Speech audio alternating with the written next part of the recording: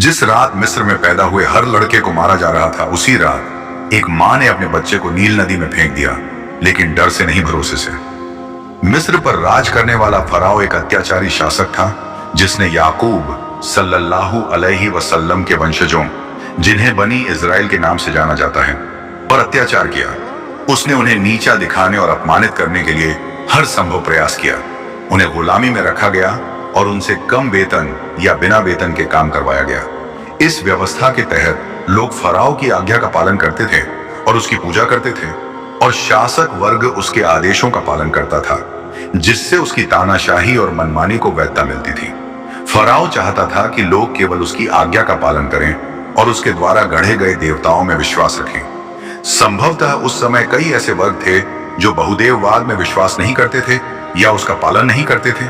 फिर भी उन्होंने इस बात को अपने तक ही सीमित रखा और बाहरी तौर पर वही किया जो उनसे अपेक्षित था, बिना विद्रोह किए या किसी के सामने अपनी पहचान प्रकट किए।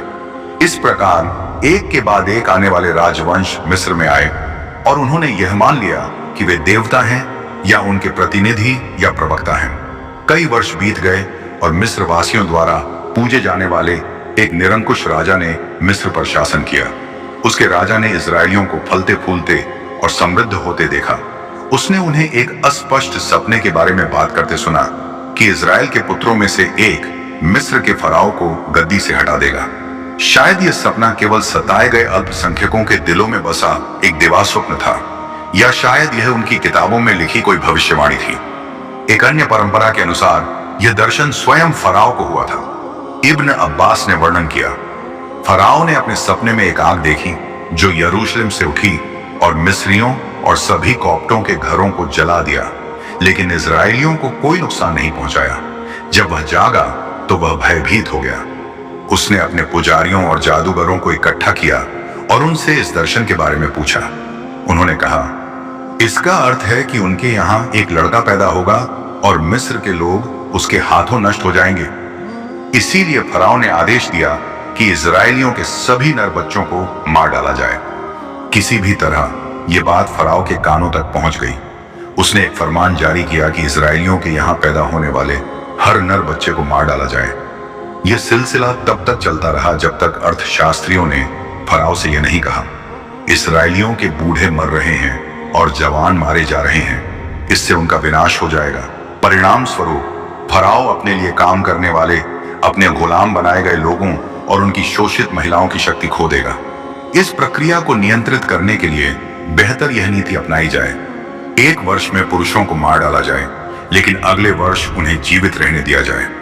फराओ को यह समाधान आर्थिक दृष्टि से अधिक सुरक्षित लगा।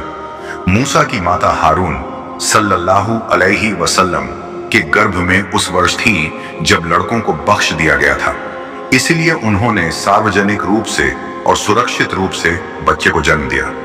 जिस वर्ष लड़कों को मारा जाना था, उसी वर्ष उन्होंने मूसा सल्लल्लाहु अलैहि वसल्लम को जन्म दिया। इसलिए उनके जन्म से उन्हें बहुत भय लगा। उन्हें डर था कि कहीं उन्हें मार न दिया जाए, इसलिए उन्होंने छुपकर उनका पालन पोषण किया। अल्लाह सर्वशक्तिमान ने फरमाया, ये आयतें उस स्पष्ट किताब की हैं जो सत्य को असत्य से, अच्छाई को बुराई से आदि में अंतर करती है। हम तुम्हें मूसा और फिरौन की कुछ खबरें सत्य सहित सुनाते हैं, उन लोगों के लिए जो ईमान रखते हैं, जो इस कुरान में और अल्लाह की एकता में विश्वास रखते हैं। निश्चय ही फिरौन ने देश में अपना अहंकार बढ़ाया और वहां के लोगों को गुटों में बांट दिया। उनमें से एक समूह इजराइल के बच्चे को कमजोर, अत्याचारी किया, उनके बेटों को मार डाला और उनकी स्त्रियों को जीवित रहने दिया। निश्चय ही वह मुफसिदीन, बड़े पाप और अपराध करने वाले, अत्याचारी, जालिम आदि में से था। और हमने उस भूमि में कमजोर और सताए हुए लोगों पर कृपा करने की इच्छा की और उन्हें शासक बनाने, उन्हें उत्तराधिकारी बनाने और उन्हें उस भूमि में स्थापित करने की इच्छा की। हमने फिरौन, हामान और उनकी सेनाओं को उनसे वह चीज प्राप्त करने दी जिससे वे भयभीत थे। और हमने मूसा की माता को प्रेरणा दी और कहा, उसे मूसा को दूध पिलाओ, परंतु जब तुम्हें उसके लिए भय हो तो उसे नदी में डाल दो और भयभीत ना हो, न शोक करो। निश्चय ही हम उसे तुम्हारे पास वापस लाएंगे और उसे अपने दूतों में से एक बनाएंगे। कुरान का अध्याय 28, 2 से 7। ईश्वरीय संदेश समाप्त होते ही उसने पवित्र और दयालु आदेश का पालन किया। उसे मूसा के लिए एक टोकरी बनाने का आदेश दिया गया था। उसने मूसा को दूध पिलाया, टोकरी में रखा, फिर नील नदी के किनारे गई और टोकरी को पानी में फेंक दिया। दुनिया में सबसे दयालु माँ का हृदय अपने बेटे को नील नदी में फेंकते समय दुखी हुआ।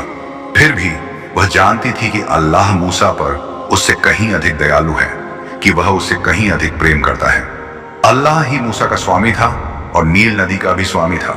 टोकरी के नील नदी के पानी को छूते ही अल्लाह ने लहरों को शांत और सौम्य रहने का आदेश दिया, क्योंकि वे उस बच्चे को ले जा रही थी जो एक दिन पैगंबर बनेगा। उन्होंने अपनी बेटी को टोकरी का पीछा करने और उन्हें सूचना देने का निर्देश दिया।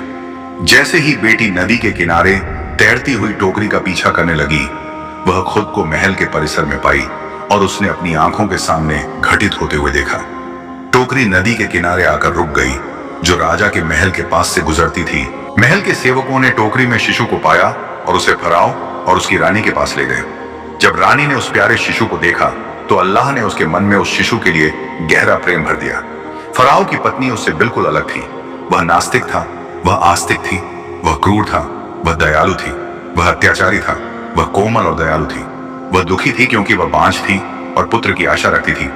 शिशु को गोद में लेते ही उसने उसे चूम लिया। फिरौन अपनी पत्नी को बच्चे को गोद में लिए देखकर बहुत आश्चर्यचकित हुआ।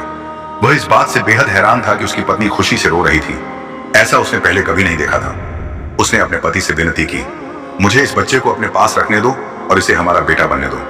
अल्लाह सर्वशक्तिमान ने फरमाया।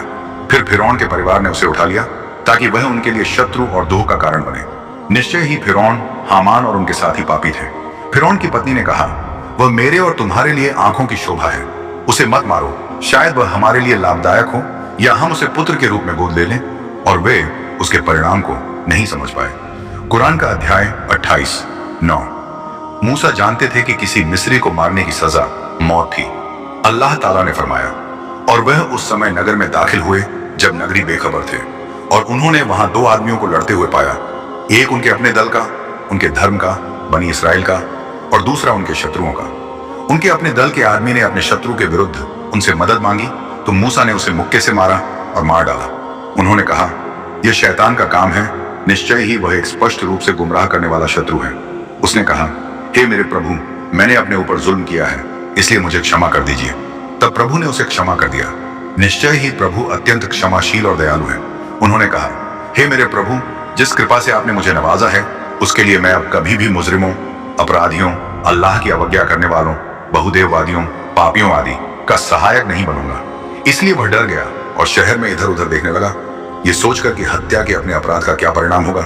तभी उसने देखा कि जिस व्यक्ति ने एक दिन पहले उसकी मदद मांगी थी, वह फिर से उसकी मदद के लिए पुकार रहा है। मूसा ने उससे कहा, तुम तो सरासर गुमराह करने वाले हो। फिर जब उसने उस व्यक्ति को पकड़ने का फैसला किया जो उन दोनों का दुश्मन था, तो उस व्यक्ति ने कहा, हे मूसा, क्या तुम्हारा इरादा मुझे भी उसी तरह मारना है जैसे तुमने कल एक आदमी को मारा था? तुम्हारा उद्देश्य तो बस इस देश में अत्याचारी बनना है, न कि नेक लोगों में शामिल होना। तभी नगर के सुदूर छोर से एक आदमी दौड़ता हुआ आया। उसने कहा, हे मूसा, सरदार तुम्हें जान से मारने की योजना बना रहे हैं, इसलिए तुम भाग जाओ। मैं तुम्हें सच्ची सलाह देने वालों में से हूं। इसलिए वह भयभीत होकर इधर उधर देखते हुए वहां से भाग निकला। उसने कहा, हे मेरे प्रभु, मुझे जालिमों, बहुदेववादियों और कुकर्मियों से बचा। कुरान का अध्याय 28:15-21। मूसा फिरौन के महल में जाए बिना और अपने कपड़े बदले बिना ही जल्दबाजी में मिस्र से निकल गया। वह यात्रा के लिए तैयार भी नहीं था। उसके पास सवारी करने के लिए कोई पशु नहीं था और न ही वह किसी काफिले में था। इसके बजाय जैसे ही एक विश्वासी आया और उसने मूसा को फिरौन की योजनाओं के बारे में आगाह किया, वह तुरंत निकल पड़ा। वह मिद्यान देश की ओर चल पड़ा, जो सीरिया और मिस्र के बीच सबसे नजदीकी आबादी वाला इलाका था। इस भीषण रेगिस्तान में उसका एकमात्र साथी अल्लाह था और उसका एकमात्र सहारा उसकी भक्ति थी। भूख मिटाने के लिए वहां एक भी जड़ नहीं थी। गर्म रेत से उसके पैरों के तलवे जल रहे थे। फिर भी फराओ के आदमियों द्वारा पीछा किए जाने के डर से उसने अपना सफर जारी रखा। वह 8 रातों तक सफर करता रहा, दिन में छिपता रहता था। मुख्य रेगिस्तान पार करने के बाद वह मिद्यान के बाहर एक पानी के स्रोत पर पहुंचा, जहां चरवाहे अपने झुंडों को पानी पिला रहे थे। जिद की कि मैं उसके पीछे चलूं ताकि वह। यह सुनकर बूढ़ा व्यक्ति प्रसन्न हुआ। वह मूसा के पास गया और बोला, मैं अपनी एक बेटी से तुम्हारा विवाह करना चाहता हूं, बशर्ते तुम 8 वर्षों तक मेरे लिए काम करने के लिए सहमत हो जाओ। यह प्रस्ताव मूसा को बहुत पसंद आया, क्योंकि इस देश में अजनबी होने के कारण उसे जल्द ही रहने की जगह और काम की तलाश करनी थी। मूसा ने मिद्यानी की बेटी से विवाह किया और 10 वर्षों तक उस बूढ़े व्यक्ति के जानवरों की देखभाल की। अल्लाह सर्वशक्तिमान ने बयान किया, फिर 2 स्त्रियों में से एक शर्माते हुए उनके पास आई। उसने कहा, मेरे पिता आपको बुला रहे हैं ताकि हमारे भेड़ों को पानी पिलाने के लिए आपको इनाम दे सके। जब वह उसके पास आए और उसे पूरी कहानी सुनाई तो उन्होंने कहा, डरो मत, तुम जालिमों, बहुदेववादियों, काफिरों और गुनाहगारों से बच निकली हो। तब उनमें से एक 2 स्त्रियों में से ने कहा, हे मेरे पिता, इसे काम पर रख लीजिए। बेशक आपके लिए काम पर रखने के लिए सबसे अच्छा आदमी बलवान और भरोसेमंद है। उन्होंने कहा, मैं अपनी इन 2 बेटियों में से एक का विवाह तुमसे इस शर्त पर करना चाहता हूं कि तुम 8 साल तक मेरी सेवा करो, लेकिन अगर तुम 10 साल पूरे कर लो तो यह तुम्हारी ओर से एक एहसान होगा। लेकिन मैं तुम्हें किसी मुश्किल में नहीं डालना चाहता। अगर अल्लाह चाहेगा तो तुम मुझे नेक लोगों में पाओगी। उन्होंने, मूसा ने कहा, यह मेरे और तुम्हारे बीच तय है कि मैं इन दोनों शर्तों में से जो भी पूरी करूं, मेरे साथ कोई अन्याय नहीं होगा और अल्लाह हमारे कहे पर जमानतदार है।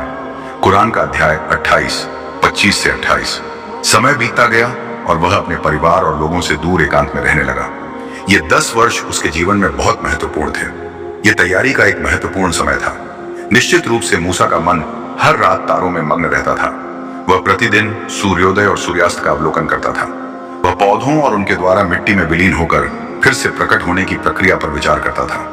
वह जल और उससे पृथ्वी के पुनर्जीवित होने और मृत्यु के बाद उसके फलने फूलने की प्रक्रिया पर चिंतन करता था।